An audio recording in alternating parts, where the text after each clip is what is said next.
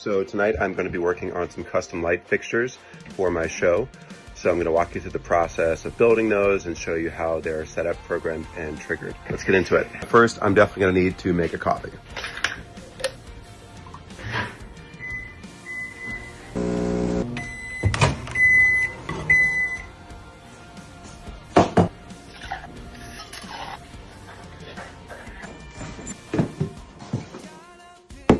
So for these light fixtures, we're going to use some of these older light stands that are really big and bulky, but very difficult to transport. And we're going to make it smaller and more compact. So instead of having like 5 of these lights per pillar, we're just going to have 2, and we're going to put it on an expandable stand. So we're going to take 2 of these lights off of each one, and then we're going to attach it to these new paint sticks that I got. These are the paint sticks here, and you can see here that if we kind of just do this, it extends out, and that gets pretty long, so that can go all the way up in the air. We just got to attach the lights to the end of that, and there's already convenient holes, so we're going to build a wood piece to mount those lights and attach into that, make sure it can easily attach and detach. Then from there, we've got these solid wood bases that are a little thicker, and we've got these pieces of iron that have a little screw in them, and we'll take these guys, screw them in, and then we're going to connect these to that. Now the goal originally was that this was going to just fit around or inside of the end of that. However, either these are a new type of paint stick since the last time I got them, but the diameter has changed and now they won't fit. So I'm going to have to probably get some PVC to kind of go around it, and that won't be hard, but it will be another trip to Lowe's, which there's always another trip to Lowe's whenever you're building something. Nice and sturdy.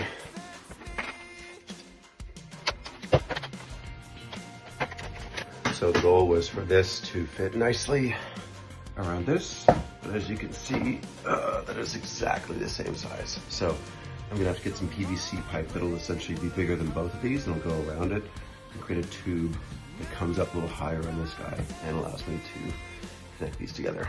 Unless I have some PVC in the shed, which I might. Let's take this out there and find out. Look at that. That looks like exactly the right size. All right, let's go ahead and see if this fits.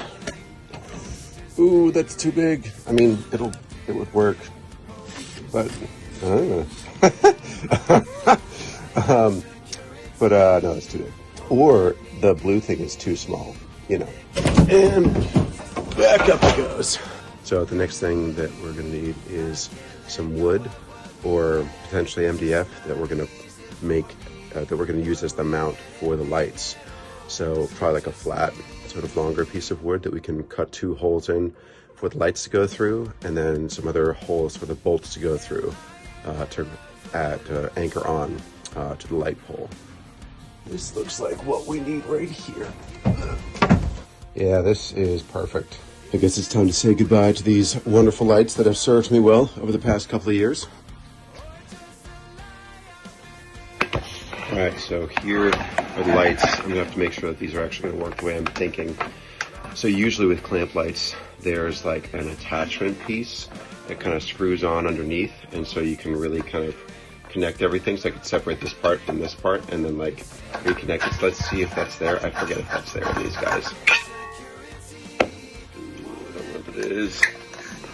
These unscrew. Haha, they unscrew. Excellent. So what we're going to do is we're going to take those pieces of board, we're going to drill a hole, we're going to put this through that hole, and then we're going to screw this on the other side of the hole, and then that's going to anchor it on. And hopefully these things won't be too flimsy to stand up. That metal probably isn't going to work that well for that long. But this ideal will still work, and we can get like better quality clamp lights. Some of the clamp lights actually have like a screw piece in there that when you put this thing through, you can actually take a separate piece and anchor it down, and so it's really sturdy. These don't have that, but these will still work for what we're trying to do. I just gotta make sure that the metal is not messed up on these other lights, but I'm sure I can find 4 good ones. Okay, so we've got our clamp lights now, so we're gonna have to figure out how we're gonna drill those holes. I'm hoping that I have some drill bits that have those like larger circles that are like empty in the middle instead of just a huge drill bit, because obviously I don't have drill bits that big. And back to the shed. Well, back to the shed after we measure the diameter. And so we're looking at about 1 1/8 of an inch. And I'm going to try to target that pretty exactly, because I don't really want these things moving around that much. And so if this is a nice snug fit, that's going to make this whole thing work a lot better. I don't really want to depend just on like the connection between the metal piece and this guy on this screw. So I did not find that drill bit, but I did find some smaller pieces of wood that was better than MDF, and also won't be quite as significant in terms of weight, which will be great. So I think this will work here. And I did get this little guy. So I think we can just draw the circles on the wood and cut it out with this.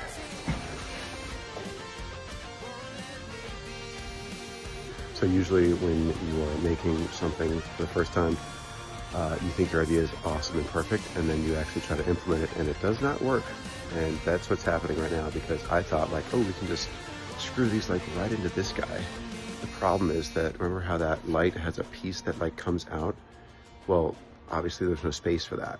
So otherwise, it's because if we put this directly onto that metal piece like that, right, there's no space, and we need to have a space in between it.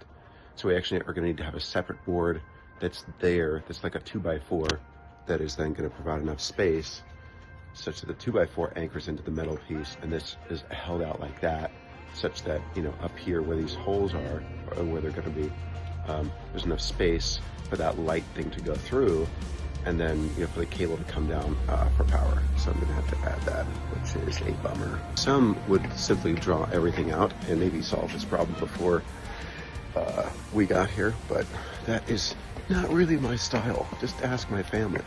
So back to the shed. Oh, this piece looks perfect. Oh, it's already painted. Oh, that is perfect. Well, it's half painted, but this should be the right piece.